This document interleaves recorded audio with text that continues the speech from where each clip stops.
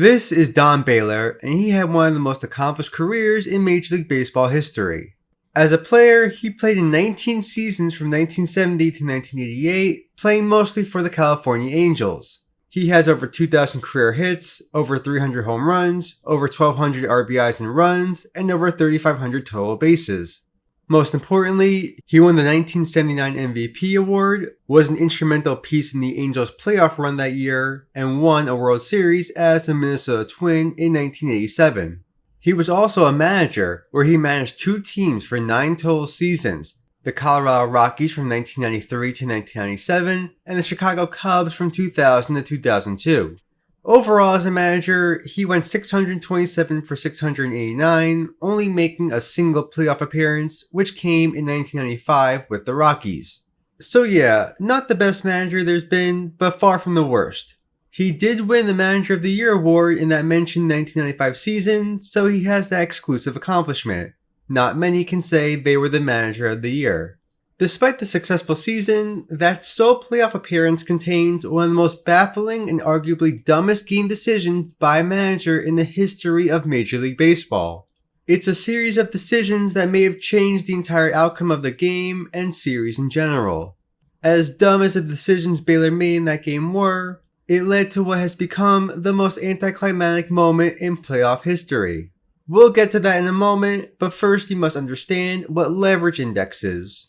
Leverage index is an advanced statistic in Major League Baseball that, according to Fangraphs, measures how important a particular situation is in a baseball game depending on the inning, score, outs, and number of players on base. The official MLB.com definition states that leverage index measures the importance of a particular event by quantifying the extent to which win probability could change on said event. In layman's terms, it measures the pressure the pitcher or batter faces in a singular play. 1 is average pressure, anything below a 1 is low pressure, and anything above 1 is high pressure. For example, if a batter comes to the plate in the 9th inning down 10 runs with the bases empty and 2 outs, that's an extremely low pressure situation for obvious reasons. The game is out of reach with it practically over. A high pressure situation could be a 2 outs, bases loaded at bat, in a tied game in the bottom of the 9th inning. Game is on the line here, so clearly a high pressure situation. This raises an interesting question. Since we can statistically determine which at-bats and events are more highly leveraged from each other, what is the most highly pressured event in playoff history?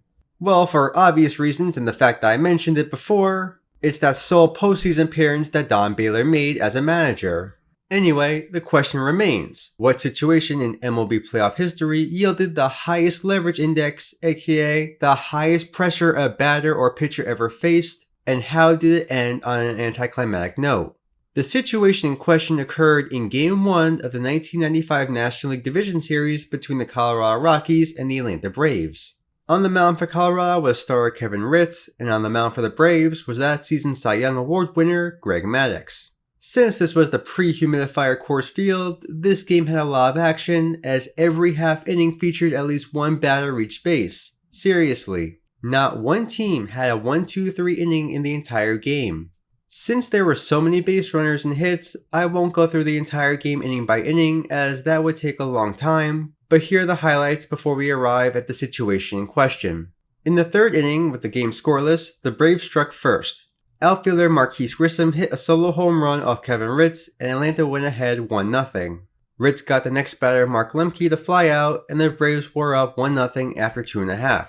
In the bottom of the 4th inning, still 1-0, the Rockies broke out against Maddux. After a walk and a single, outfielder Ellis Burks drove in Larry Walker on a sacrifice fly to tie the game. In the next at-bat, third baseman Vinny Castilla homered off Maddux to give Colorado a 3-1 lead. It was the first home run Maddux allowed in over 36 innings dating back to August 26th of that year, and the first time he allowed more than 2 runs in the game since August 9th. He settled down after that home run as he got the next batter to fly out to end the inning. The top of the 6th is when Atlanta was able to break out against Ritz again. Future Hall of Famer Chipper Jones led off the inning with a home run to make it a 1-run game. After a walk and single, Kevin Ritz was taken out of the game and replaced by relief pitcher Steve Reed. With one out and runners on the corners, Reed induced a ground ball, but it was hit just weakly enough that the Rockies couldn't turn two, and Luis Polania was safe at first. David Justice scored in this play to tie the game at 3. A few batters later, Reed would strike out Greg Maddux with 2 runners on base to end the inning.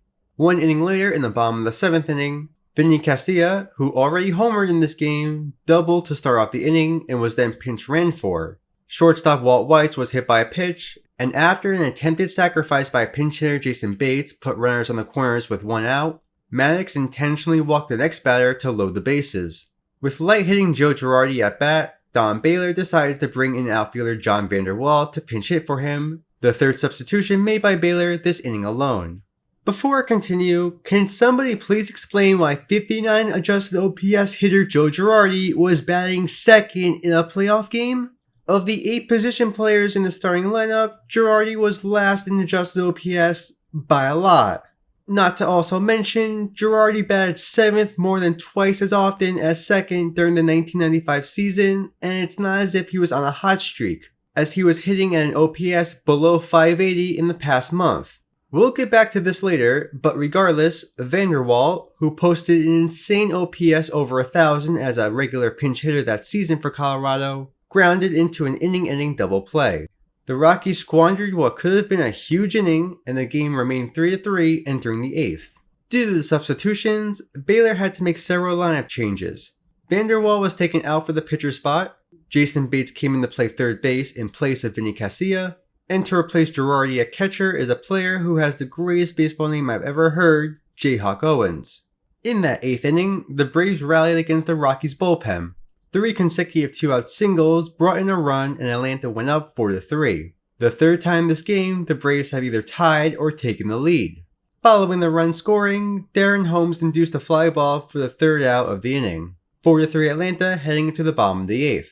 Despite the late lead, this was steroid era Coors, and the Rockies didn't back down quietly.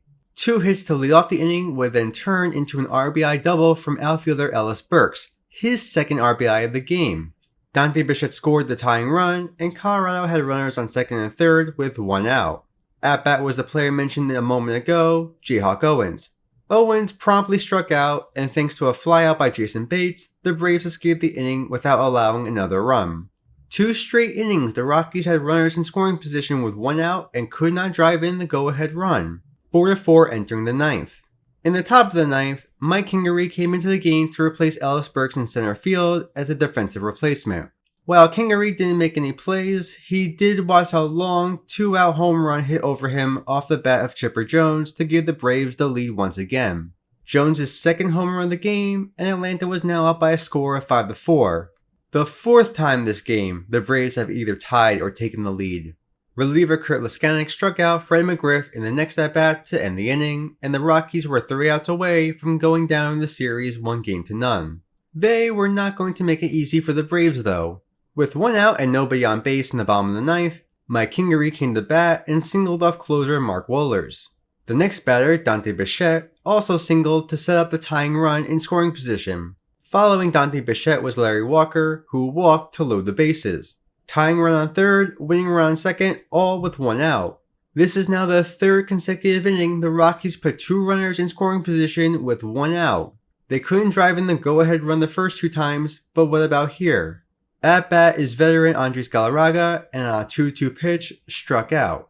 A king-sized out number 2 for the Braves, just 1 batter away from taking a key road victory. Atlanta was on the verge of taking the series lead, but the game wasn't over yet. All the Rockies needed is just a single to win the game. It's without a doubt the biggest at-bat in Rockies history up until this point, and as of June 2023, is probably the biggest at-bat in Rockies history outside of anything from 2007.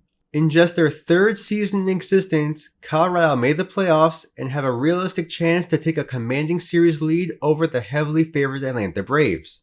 It's this situation right here that has the highest leverage index at-bat in playoff history. It's not only the highest leverage index playoff event ever, it's the 7th highest period. What is the exact leverage index in this at-bat?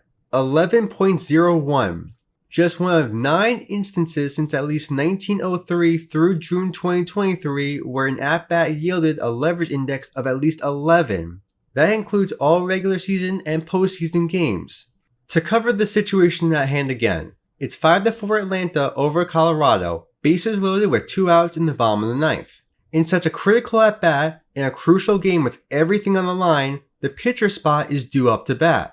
Which lucky hitter did Don Baylor bring to pinch hit for the pitcher? Lance Painter, aka relief pitcher Lance Painter.